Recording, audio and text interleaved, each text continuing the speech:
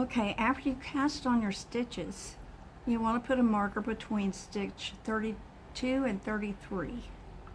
And after that, you want to make sure that you get both the same number of stitches on each needle. So to do that, you're going to take hold of the stitch marker and then push the stitches down on the cord so that the stitches move towards the needles. Then you want to slide the stitches up on the needles.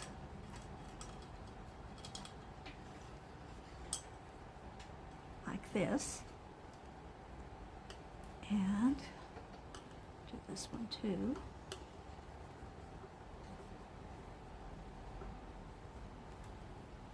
And then you want to make sure you have your stitches lined up so that the cast-on stitches are facing each other in the center of the needle.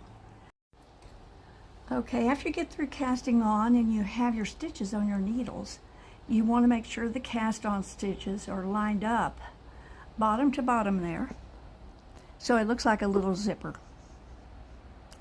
And now, in order to get things set up so you can knit in the round, either take your fingers or take another needle and move the slip stitch over to the other needle, the top needle. And then take your last cast-on stitch, put it over the slip stitch and onto the other needle. Just like that. Okay? Now you want to flip your needles over so you have thread on the top. Take your tail needle and get it through on the other side so it'll be out of the way. The last thing you want to do is knit with your tail. Now you're in the position to start knitting. So you want to take this needle out and make it your working needle, and then start knitting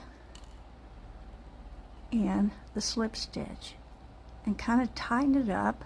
You're going to knit and purl to make the rib.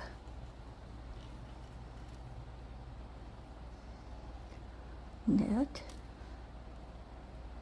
purl, knit, and purl. And you're going to continue to do that until you get to the end of the stitches on this needle.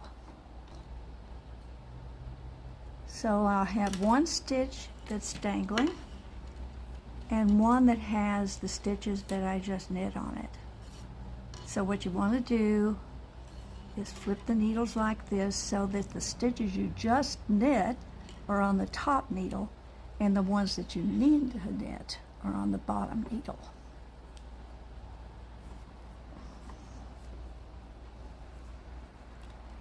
So this is set up to do magic loop now. These are the stitches you want to knit. This is the needle you need to knit them. So you're going to pull this needle out so you can turn and work the other row of stitches. So we'll knit, give that first stitch a little tug to tighten it, and then purl.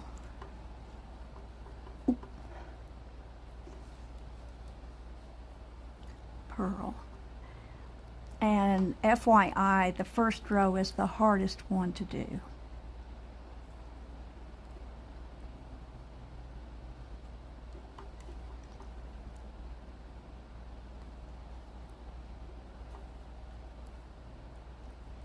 And just to show you, there's no gap there. There's no ladder. There's no ladder down here either. When I knit down to this stitch and tighten it, this thing will be a perfect circle. And there won't be any laddering as you go up and knit purl the row. What you're going to do from this point on is knit and purl until your cuff measures 2 inches. And that should get you to the point where we start the leg.